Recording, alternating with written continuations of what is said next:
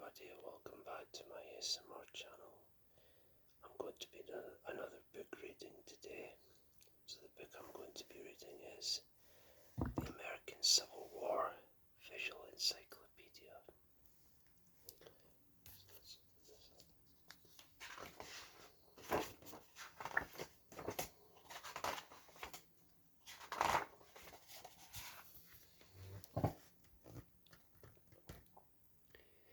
The bloodiest conflict in US history, the Civil War, killed almost 620,000 soldiers in 4 years of fighting that began in 1861.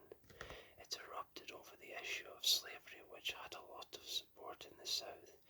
11 southern states broke away to form the independent country of the Confederate States of America, leading to war with the 20 northern states that remained in the Union. 5 border states that allowed slavery also chose to remain in the Union. The Confederates held their own against the Union armies after the first major battle at Bull Run until the tide began to turn at Gettysburg in 1863 after more than 10,500 skirmishes and battles in the war. The Confederacy finally surrendered in 1865, leading to the restoration of the Union and the abolition of slavery. As the two sides tried to function as one again, there were ups and downs. The realities of freedom for former enslaved African Americans were harsh, and the social unrest that followed led to scars that have lasted. The Civil War broke out in 1861 after 40 years of attempts to prevent the issue of slavery from tearing the country apart. Over the next 4 years, the Union and Confederacy fought more than 50 major battles, including Antietam and Gettysburg. The Confederate surrender in 1865 led to the abolition of slavery and a 12-year period of Reconstruction as attempts were made to reform the politics of the South.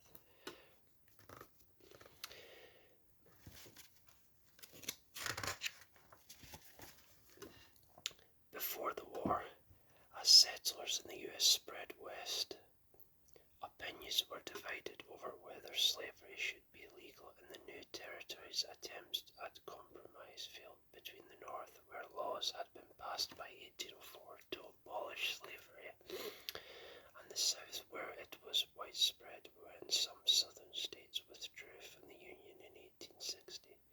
War between the two sides seemed inevitable. By the 1850s, the interests of the southern and northern states had grown apart considerably. Part of this was economic, with the industrialized North growing more reliant on immigrant labour, while the South depended on agricultural and slave labour. Slavery proved the key point of difference. It had existed in the North, but by the early 1800s was rare and played no important economic or political role. The South's use of enslaved African American labour to operate its agricultural plantations and its insistence that this practice not be curbed caused a series of political cries. The final one of these in 1860 to 1861 sparked the Civil War. By the mid-19th century, slave labour shipped from Africa had been concentrated in the southern states. As the US expanded west, arguments erupted over whether slavery should be allowed in these new territories. The South's mainly rural economy depended heavily on the import of cotton produced on big plantations by slave labour. Machinery was largely limited to Eli Whitney, the cotton gin. In 1850, a law forced citizens to help in returning escaped enslaved people to their slave owners, causing a backlash in the North. Then in 1854, the Kansas-Nebraska Act overturned the Missouri Compromise by allowing territories to decide for themselves whether to allow slavery. This led to political violence between pro- and anti-slavery groups in Kansas. Opponents of slavery founded the Republican Party in 1855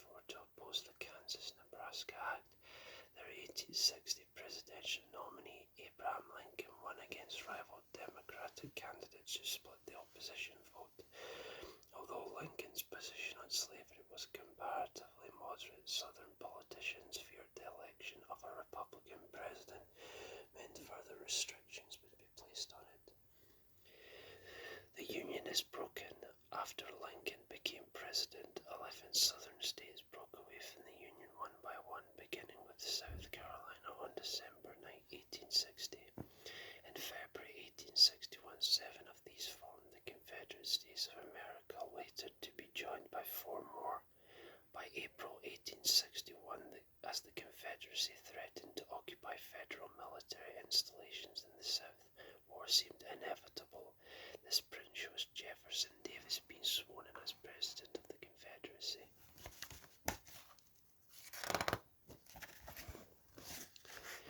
The Industrial Revolution affected the northern and southern states differently. Inventions such as the steam engine powered new textile factories in the north, attracting people seeking jobs to growing cities such as Boston and New York. The need for workers increased immigration, particularly from European countries. Transportation links improved with the building of new railways and the opening of the Erie Canal to New York City. Meanwhile, in the South, the invention of the cotton gin by Eli Whitney in 1793 sped up cotton production, increasing the South's dependence on growing cotton. These differences caused tensions. In 1828, the U.S. Congress passed a tariff setting a tax on imports of manufactured goods from Europe to protect the industries in the North. White Southerners thought this was unfair because it meant they had to pay more for raw materials and goods bought from abroad, and that they would face a decline in their profits, which increasingly depended on slave labour. The South's economy depended on the 4 million enslaved people who laboured on sugar, rice, tobacco, and cotton plantations. Families of African Americans, including young children, were treated as property by the white plantation owners and made to work long hours in the fields without wages. This produced huge profits for the owners. Although the textile industry was vital to its economy, the North grew rich because of the wide range of goods manufactured there, which serviced a growing middle class. New York City had many factories such as the Excelsior Ironworks on the East River, which specialized in cast iron for railings and iron frames.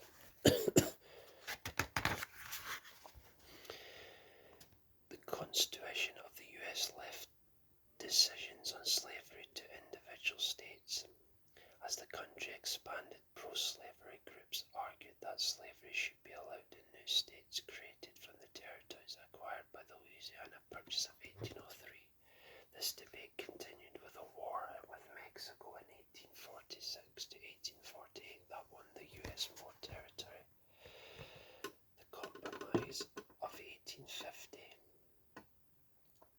allowed some of these areas, Utah and New Mexico, to decide for themselves, but admitted California as a free state.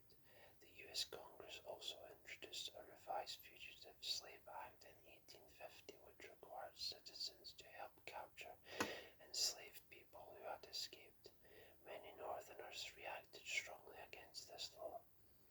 In 1854, tensions rose again when the Kansas-Nebraska Act left territories decided if they wanted to enter the Union as free or states. Pro- and anti-slavery groups each feared the other side would become dominant in the Congress. Violence erupted, particularly in Kansas. Kansas pleads pro-slavery border ruffians called so because they came over the border from Missouri, and anti-slavery free staters fight in Kansas. These conflicts escalated from 1855 to 1859, and the state came to be called Bleeding Kansas. The Missouri Compromise was passed in 1820 to try to preserve the balance between free and slave states. In the U.S. Congress, it prohibited slavery in territory acquired by the Louisiana Purchase north of the 3630 latitude line, but allowed it south of that line. An 1820 letter by a U.S. Senator discussing the compromise. About 388 Africans were transported to North America 1690 to 1860 to be enslaved. Many were put to work on the plantations that flourished throughout the South, especially after the invention of the cotton gin in 1793. There they toiled under often oppressive slave owners, while laws against slavery had been passed in the North by 1804 and the importation of enslaved people was made illegal in 1808. The South had become economically dependent on slavery. By 1860 it had nearly 4 million enslaved workers.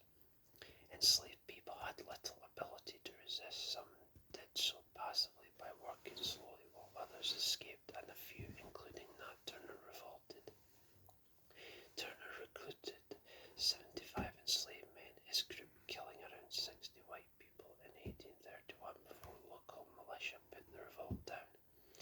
On a plantation, many plantation owners held large numbers of enslaved African American people.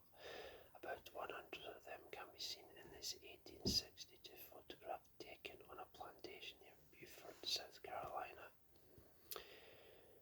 We hold these truths to be self-evident, that all men are created equal, that they are endowed by their Creator with certain unalienable rights, life, liberty, and the pursuit of happiness. Declaration of Independence document announcing the independence of the 13 U.S. colonies from British control, 4th of July 1776. Walker's Appeal in 1829. Free African American writer David Walker published Appeal to the Colorized Citizens of the World, a document condemning the evils of slavery. It caused outrage in the South and encouraged abolitionists in the North.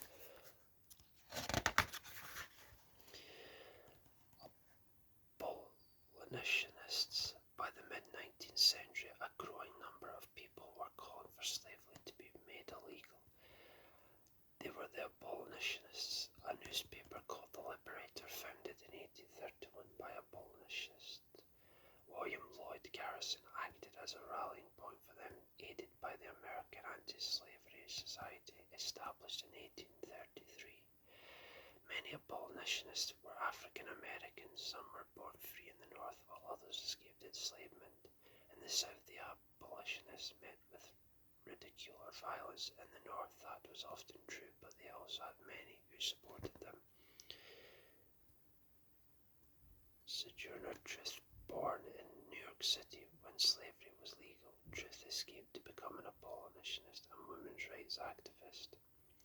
John Brown attacked pro-slavery settlers in Kansas and tried to raise a revolt of enslaved people by raiding Harper's Ferry. William Lloyd Garrison, although a pacifist, Garrison's radical views argued for northern separation from the slave-owning South. Solomon Northup, born free, Northup was caught and enslaved for 12 years. He later became an abolitionist, wrote a memoir and gave lectures. Susan B. Anthony, a champion of women's suffrage right to vote. Anthony was also an agent of the American Anti-Slavery Society. Mary Edwards Walker, a committed abolitionist, Walker served as a surgeon in the Union Army and was awarded the Medal of Honor. Eyewitness Frederick Douglass Freeman. In an appeal to President Lincoln in 1861, Douglass argued against the government's policy to turn down African Americans who tried to enlist in the Union Army solely on account of their race. Unchain that black hand, he wrote. We are fighting the rebels with only one hand when we should be striking with both. The Militia Act of 1862 and the Emancipation Proclamation, see page 79, in 1863 would finally allow the enlistment of African American troops to fight the Confederacy. Frederick Douglass's brutal treatment as an enslaved person in the South before his escape in 1838 led him to becoming an abolitionist. He was also a prolific writer, and his family history notes began with Isaac and Betsy Bailey, his great